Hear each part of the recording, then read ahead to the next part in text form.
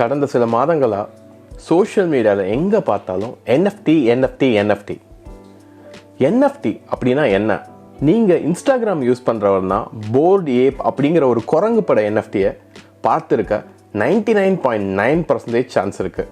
அந்த குரங்கு படம் தான் என்எஃப்டியா? அதுவும் என்எஃப்டி. ஆனால் அது மட்டும் என்எஃப்டி கிடையாது.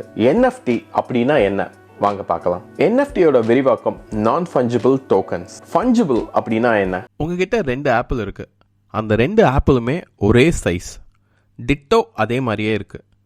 உங்ககிட்ட யாராச்சும் வந்து 10 ரூபாய் தரேன் ஒரு ஆப்பிள் தான்னு கேட்டால் நீங்கள் எந்த ஆப்பிள் வேணும்னாலும் கொடுக்கலாம். ஏன்னா ரெண்டுமே ஒரே மாதிரி தான் இருக்கு.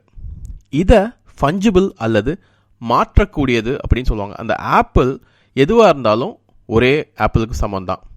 அப்போ நான் ஃபஞ்சிபிள்னா என்ன? எந்த ஒரு பொருள் மாதிரி வேற ஒரு பொருள் உலகத்தில் இல்லையோ அதுதான் நான் ஃபஞ்சிபிள். நீங்கள் ஒரு பென் வச்சுருக்கீங்க. இந்த உலகத்திலேயே இந்த மாதிரி ஒரே ஒரு பென் தான் இருக்குது. வேறு எங்கேயுமே இந்த மாதிரி ஒரு பென் இல்லை அப்படின்னா அது நான் ஃபஞ்சிபிள், மாற்றிக்கொள்ள முடியாதது. என்எஃப்டி என்பது பிளாக் செயின் அப்படிங்கிற ஒரு தகவல் சேகரித்து கொள்கிற ஒரு அமைப்பில் இருக்கக்கூடிய ஒரு அடையாளம். தெளிவாக சொல்லணும்னா, நீங்கள் வாங்குகிற எந்த ஒரு டிஜிட்டல் அசட்டையும் இது யுனிக், இந்த மாதிரி வேறு எங்கேயுமே கிடையாது, அப்புறம் இது இன்னாருடையது அப்படிங்கிற தகவல் தான் இந்த என்எஃப்டி. டிஜிட்டல் அசட்ஸ்ன்னு நான் சொன்னது என்னவா வேணும்னாலும் இருக்கலாம். படங்கள், ஆடியோ, வீடியோ எது வேணும்னாலும் இருக்கலாம். ஆனால் அந்த படமோ ஆடியோவோ உங்கள் பேரில் மட்டும்தான் இருக்கும். அதே மாதிரி வேறு யாருக்கிட்டையும் இருக்க வாய்ப்பே இல்லை. டிஸ்னி ஒரு மிக்கி மவுஸ் பிக்சரை செல் பண்ணுறாங்க. மொத்தமாக 60 பிக்சர்ஸ் தான் விற்கிறாங்க.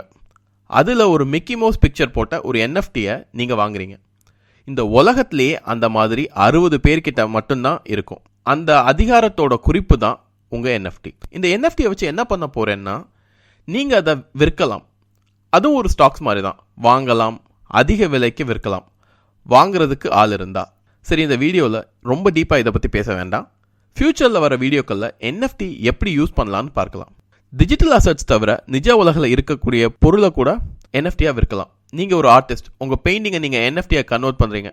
ஒரு எக்ஸாம்பிளுக்கு சொல்லணும்னா, உங்கள் டிசைனை ஃபோட்டோ எடுக்கிறீங்க, அதை நீங்கள் ஆன்லைனில் விற்கிறீங்க.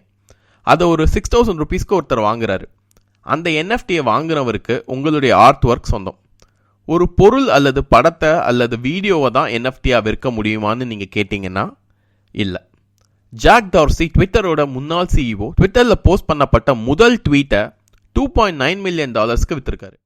யூடியூப்பில் கூட என்எஃப்டியை கொண்டு வந்தாங்கன்னா, நீங்கள் போடுற வீடியோஸில் இருக்கிற ஏதாச்சும் ஒரு மொமெண்ட்டை எடுத்து அதை என்எஃப்டியை கன்வெர்ட் பண்ணி அதை விற்க முடியும். என்எஃப்டியோட தொடக்கத்தில் தான் நம்ம என்ன இருக்கோம், அதோட முழு பரிமாணம் இன்னும் நமக்கு முழுசாக தெரியல. என்எஃப்டினா என்னன்னு இப்போ பார்த்தோம். அந்த என்எஃப்டி எப்படி உருவாக்குறது, வாங்குறது, விற்கிறது அப்படிங்கிறத வருகிற வீடியோஸில் பார்ப்போம். நம்ம சேனலுக்கு நீங்கள் சப்ஸ்கிரைப் பண்ணலன்னா மறக்காமல் சப்ஸ்கிரைப் பண்ணிடுங்க. இன்னொரு நாள் இன்னொரு நல்ல வீடியோவோட உங்களை சந்திக்கிறேன். அது வரைக்கும் சைனிங் ஆஃப் விஜய் ஈஸ்வர்.